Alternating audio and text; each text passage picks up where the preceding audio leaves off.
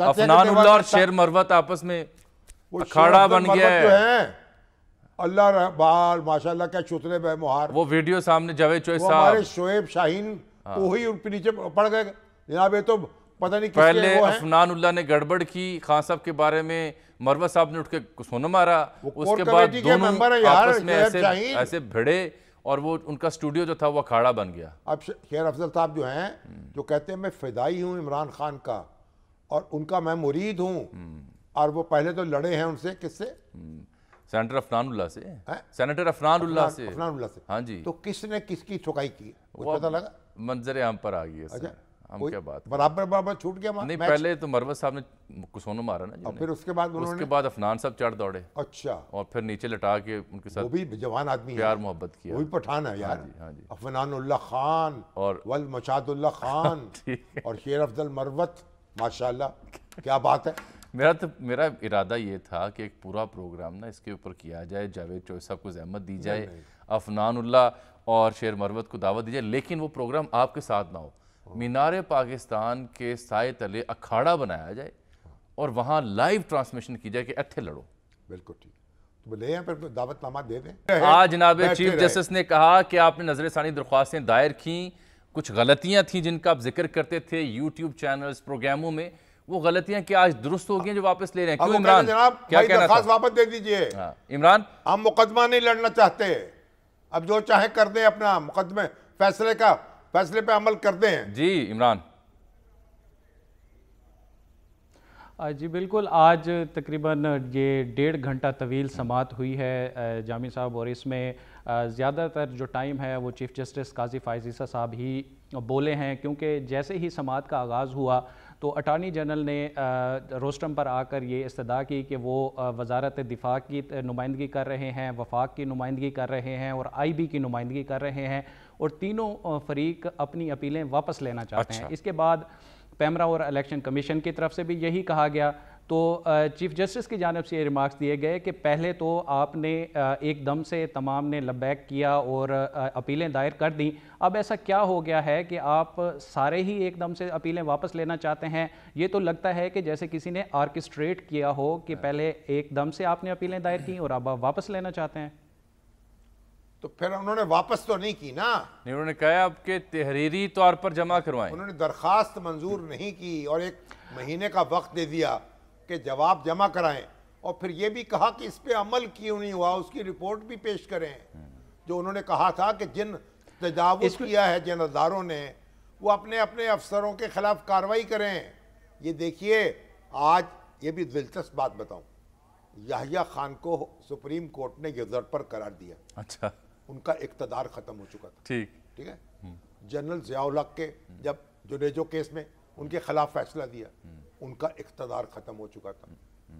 پرویز مشرف جو تھے ان پر مقدمہ چلانے کا حکم دیا, ان کا اقتدار ختم ہو چکا تھا. جی یہ پہلا مقدمہ ہے کہ جن میں حاضر سروس افسروں کے خلاف ریمارکس دیے گئے نہیں اور کاروائی جو ہے کاروائی کی ہدایت کی گئی. جی جی انہوں نے کہا, اس فیصلے مجھے یاد ہے لکھا گیا, انہوں نے حلف کی خلاف ورزی کی ہے. انہوں نے کہا اگر یہ کاروائی ہو جاتی تو اس کے بعد جو ایسے واقعات پیش آئے ہیں وہ نہ ہوتے. ہاں جی. احتجاج کرنے کا آپ کو حق حاصل ہے, لیکن قانون ہاتھ میں لینے کا حق حاصل نہیں ہے. اچھا عمران, کیا کہا پھر جناب چیف جسٹس نے؟ تحریری طور پر جب لکھ کے آپ جمع کروائیں تو کہا گیا کہ مٹی پاؤ, نظر انداز کر لو, یہ بھی اگر آپ نے کہا تو لکھ کر دیں. بالکل, یہ دوران سماعت بڑا دلچسپ مرحلہ تھا جب الیکشن کمیشن کے وکیل تھوڑا سا اگریسو ہو گئے, تو اس وقت چیف جسٹس صاحب نے یہ ان کو کہا کہ قمر افضل صاحب, آپ اس وقت ایک ادارے کی ریپرزنٹیشن میں ہیں, آپ کو یہ دیکھنا ہوگا کہ ادارے جو ہے وہ قائم رہتے ہیں, لوگ آتے جاتے رہتے ہیں. آپ یہ بات نہیں کر سکتے کہ تب الیکشن کمیشن میں کچھ اور لوگ بیٹھے تھے, اب اور ہیں. آپ نے ہمیں یہ بتانا ہے کہ اگر ایک فیصلہ آیا تھا, اس پر عمل درآمد کیا ہوا, اور آپ اپیل میں آئے تو آپ کا بنیادی مدعا کیا تھا. آپ نے پوائنٹ آف لا سے ہمیں سیٹسفائیڈ کرنا ہے. آپ ہمیں یہ بتا کے صرف مٹی پاؤ نہیں کر سکتے کہ اس وقت الیکشن کمیشن میں کچھ اور لوگ بیٹھے ہوئے تھے اور اب کچھ اور ہیں. بہت شکریہ محمد عمران. جناب متی اللہ جان صاحب سینئر صحافی ہیں, ایک عرصے سے عدالتی کارروائیوں پر گہری نظر رکھتے ہیں, انہیں رپورٹ بھی کرتے ہیں. اور انسینسرڈ رپورٹ کرتے ہیں. یعنی وہ صحافی ہیں، صرف صحافی، تجزیہ کار، دانشور، مجاہد ہیں، پروگرام اینکر، وہ ہمارے لیڈر ہیں، صحافی رہنما، اور کچھ بتائیے. ہم ان کو فالو کرتے ہیں، ان سے حوصلہ پکڑتے ہیں، اسی لیے ان کو پھر میں نے آج زحمت دی. بہادر آدمی ہیں. متی صاحب بہت شکریہ. یہ فرمائیے کہ کسی سے متی نہیں ہوتے. کسی سے. متی صاحب میرا ایک سادہ سوال آپ سے یہ کہ مجھے سمجھ آ رہی ہے آج کے کیس کے بعد کہ یہ نظر ثانی کی اپیلیں خارج ہوں یا نہ ہوں، وہ دھرنا کیس کا جو فیصلہ ہے وہ البتہ زندہ ہو گیا. کیا یہ تاثر درست ہے؟ سر وہ دھرنا کیس کا فیصلہ تو 4 سال سے زندہ ہے، لیکن اس کو زندہ درگور کیا جا رہا ہے. آج جو ہے نظر ثانی کی جو درخواستیں واپس لینے کی باتیں ہو رہی ہیں جی، تو یہ درخواستیں اگر آج بھی واپس نہیں ہوتی تب بھی سپریم کورٹ کا جو فیصلہ تھا اس پہ عمل درآمد کرنا تو لازم تھا. اب جن اداروں نے، جن لوگوں نے اس پہ عمل درآمد نہیں کیا تو میرے خیال میں ان کو یہ وضاحت ضرور دینی ہوگی سپریم کورٹ کو، بلکہ پاکستان کے عوام کو، کہ ان کی اعلیٰ ترین عدالت کے اس فیصلے پہ عمل کیوں نہیں ہوا. اچھا وہ فیصلے پہ عمل ہونا کیا تھا؟ چیف جسٹس قاضی فائز نے کہا کہ پہلے جو درخواستیں اکٹھی اگر دائر کی گئی تھی اور آپ کہتے ہیں کہ وہ اور دور تھا اور حکومت تھی، اس وقت الیکشن کمیشن میں کوئی اور تھا، تو اب اگر آپ صحیح لوگ آ گئے تو پھر آپ سچ بولیں، پھر آپ بتائیں کہ وہ درخواستیں کس کے کہنے پہ دائر کی گئی تھی اور ابھی تک اگر عمل نہیں ہوا تو کون لوگ تھے جنہوں نے supreme court correct me if I am wrong, بلکہ یہ اس موقع پر یہ کہا کہ سچ بولنے سے اتنا کیوں ڈر رہے ہیں، یہ بھی لکھیں کہ حکم کہاں سے آیا. ایگزیکٹلی. اور پھر انہوں نے اپنے آپ کو بھی سپریم کورٹ کو بھی احتساب کے لیے پیش کیا. انہوں نے کہا کہ آپ ہم سے سوال کریں، ہم سے پوچھیں کہ یہ کیس کیوں نہیں لگا اور یہ 4 سال تک یہ نظر ثانی کی درخواستوں کی سماعت کیوں نہیں ہوئی، ہم سے بھی پوچھیں. اور ظاہری بات ہے وہ یہ کہنا چاہ رہے تھے کہ جو میرے سے پہلے کے چیف جسٹس تھے انہوں نے جان بوجھ کے ان کیسوں کو نہیں لگایا، جن میں آصف سعید کھوسہ ہے، گلزار ہے اور جسٹس عمر طاہر بندیال ہیں.